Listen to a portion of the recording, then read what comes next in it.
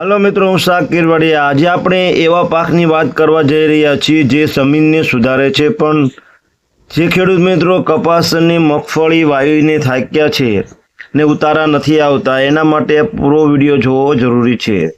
મિત્રો, જે જમીન છે એને આ પાક સુધારે છે। આ પાક આપણે ચોમાસામાં નહીં પણ શિયાળામાં લેવાનો છે। જે કઠોળ પાક જમીનની જે ફળદ્રુપતા જાળવવામાં અને વધારવામાં પણ મહત્વની ભૂમિકા નિભાવે છે।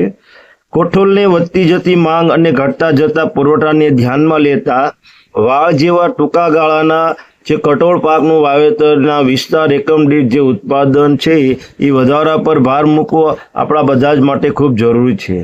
ગુજરાતમાં આશરે 10 લાખ હેક્ટર વિસ્તારમાં કઠોળનું વાવેતર થાય છે। દક્ષિણ ગુજરાતમાં વાલનું જો ખોરાક તરીકે લોકજીવનમાં મુખ્ય કઠોળ પાક તરીકે પણ આગવું સ્થાન રહેલું છે। દક્ષિણ ગુજરાતના જે ખેડૂતો છે એ ડાંગરની કાપણી કર્યા બાદ ખેડ કરી સંગ્રહિત ભેજમાં વાલની ખેતી કરે છે।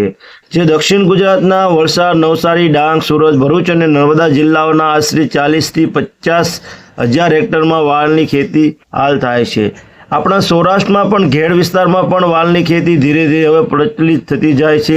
એવી જ રીતે આપણે પણ વાલની ખેતી કરી અને જમીનને સુધારવાની છે। મિત્રો, હાલમાં 22 થી 32% પ્રોટીન હોય છે વાલની અંદર।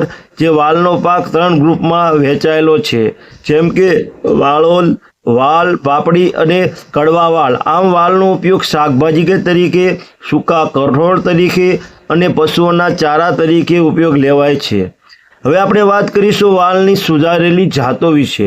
તો વાલનું ઉત્પાદન વધારવા હેતુથી સન 1998 થી 99માં વાલની ગુજરાત વાલ 1 અને સન 2006-07માં નવી જાત છે ગુજરાત વાલ 2 નામની 2 જાતો કઠોળ સંશોધન કેન્દ્ર નવસારી કૃષિ યુનિવર્સિટી નવસારી ખાતેથી સંશોધન કરવામાં આવી છે। મિત્રો, જમીન અને આંબોવા વાલની પાકને ખાસ કરીને ભારે કાળી કે મધ્યમ કાળી જમીન વધુ અનુકૂળ આવે છે।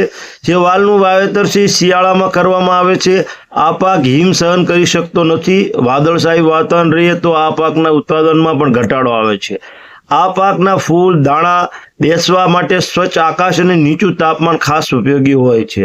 હવે મિત્રો, આપણે વાત કરીશું જમીનની તૈયારી કઈ રીતના કરવી એના વિશે। તો આ પાકને પિયત અને બિનપિયત એમ બંને રીતે લઈ શકાય છે। જે બિનપિયત તરીકે વાલ ઉગાડવા હોય તો ચોમાસું પાક લીધા બાદ હળથી અથવા તો ટ્રેક્ટરથી ખેડ કરી વાવણી માટે જમીન તૈયાર કરવામાં આવે છે। જો પિયત પાક તરીકે વાલનું વાવેતર કરવામાં આવે તો હળની ખેડ કર્યા બાદ સમાર મારી જમીન સમતલ કરી સપાટ કયા બનાવી વાવણી કરવામાં આવે છે। હવે આપણે વાત કરીશું જો બિયારણના દરની। તો એકલા પાક તરીકે વાલનું વાવેતર જો કરવાનું હોય તો પ્રતિ હેક્ટર 50 થી 60 કિલો બિયારણની જરૂર પડે છે। જ્યારે આંતરપાક એટલે કે જેવા આપણે રાઈ સાથે, દિવેલા સાથે, શણ સાથે અથવા તો બીજી જે શિયાળુ છે ચણા સાથે આ વાલનું વાવેતર કરવું હોય તો 25 કિલો બીજની જરૂર પડે છે।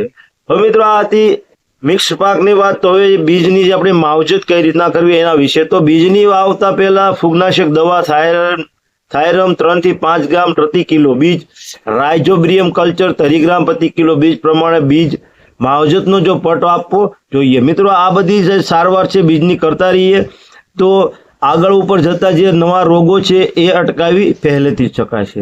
હવે આની આપણે વાત કરીશું કે વાવણીનો સમય અને અંતર કેટલું જોઈએ એ વિશેની। તો વાવણી જે વાલની છે એ મોટાભાગે ડાંગરની કાપણી કરવામાં પછી જ કરતા હોય છે। જેથી ખાસ કરીને પાકની વાવણી ઓક્ટોબરના છેલ્લા અઠવાડિયાથી શરૂ કરી નવેમ્બરના અંત સુધીમાં કરવી। વાલની વાવણી 2 લાઇન વચ્ચે 7 સેમી અને 2 છોડ વચ્ચે 30 સેમીનું અંતર રાખીને કરવી જરૂરી હોય છે। તો મિત્રો, આ હતી વાવણી ક્યારે અને કેટલું અંતર એની વાત। હવે વાત કરીશું એમાં ખાતર કઈ આપવું જોઈએ। મિત્રો, આ ખાસ છે કારણ કે જો ખાતર અમુકને નાઇટ્રોજન જોઈએ, અમુકને પોટાશ વધુ જોઈએ કે અમુકને પાક પ્રમાણે અલગ અલગ ખાતર જોતું હોય છે। જે આપણે ખેડૂતો આડેધડ નાખતા હોય છે એની જગ્યાએ જો આ ખાતર વ્યવસ્થાપન પણ જોઈ લઈએ। તો શરૂઆતમાં જે આ પાક છે એની સારી વૃદ્ધિ માટે આપણે છાણિયું ખાતર 8 થી 10 ટન પ્રતિ હેક્ટર અને 20 કિલો નાઇટ્રોજન, 40 કિલો ફોસ્ફરસ તથા 20 કિલો સલ્ફર વાવણી સમયે એક જ સપ્તાહમાં ચાસમાં ઓરીને આપવું, જેથી પાકનું ઉત્પાદન અને ગુણવત્તામાં સુધારો થાય છે। મિત્રો, જે ભલામણ કરી હોય છે એ પ્રમાણે જો આપણે ખાતર આપીએ તો જ આમાં ઉત્પાદનમાં વધારી શકાય છે. આ બધી વૈજ્ઞાનિકે જોઈ વિચારીને ખાતરનું કીધું છે. આપણે ડીએપી નાખીએ તો ડીએપી, ફોસ્ફરસ નાખીએ તો ફોસ્ફરસ, એવું નથી હોતું. જેટલી જરૂર છે એટલી જ જો આપવામાં આવે તો આપણો પાક છે સારો ઉત્પાદન અને સારો પાક લઈ શકીએ. હવે વાત કરીશું પાણી કઈ રીતના અને કેટલું જોઈએ. આ પણ એક જરૂરી હોય છે પાક માટે કે પાણી કેટલું જોઈએ. અમુકને વધુ જોઈએ, અમુક પાકને ઓછું જોઈએ. જો વધુ પાવામાં આવે તો પણ ઉત્પાદન ઘટે છે અને ફૂગનાશકનો છંટકાવ કરવો પડે. ઓછું પાવામાં આવે તો માલની ગુણવત્તા ઘટે છે. એ માટે પિયત પણ આપણે જોઈ લેવું જરૂરી હોય છે. હવે જો પિયતની વાત કરીએ તો સામાન્ય રીતે બિનપિયત વાલ ડાંગરની ક્યારીમાં રહેલા સંગ્રહિત ભેજ પર લેવામાં આવે છે, કારણ કે જે જગ્યાએ પિયતની જરૂર નથી એ જગ્યાએ બિનપિયત પણ થાય છે. અને જો આપણે પિયત પાક તરીકે વાવેતર કરવાનું હોય તો જમીન સમતલ કરી નીચે પ્રમાણે 3 પિયત આપવા.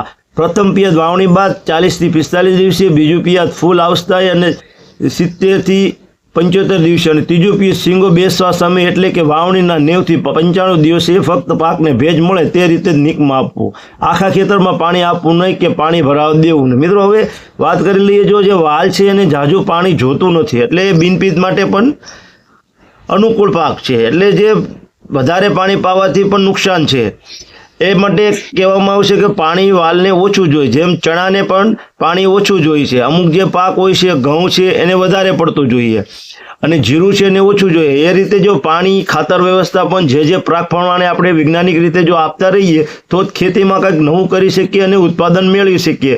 અન્યથા આંખ બંધ કરીને ખાતર નાખીએ અને આંખ બંધ કરીને પાણી આપીએ તો ઉત્પાદન ઉપર માઠી અસર પડે છે.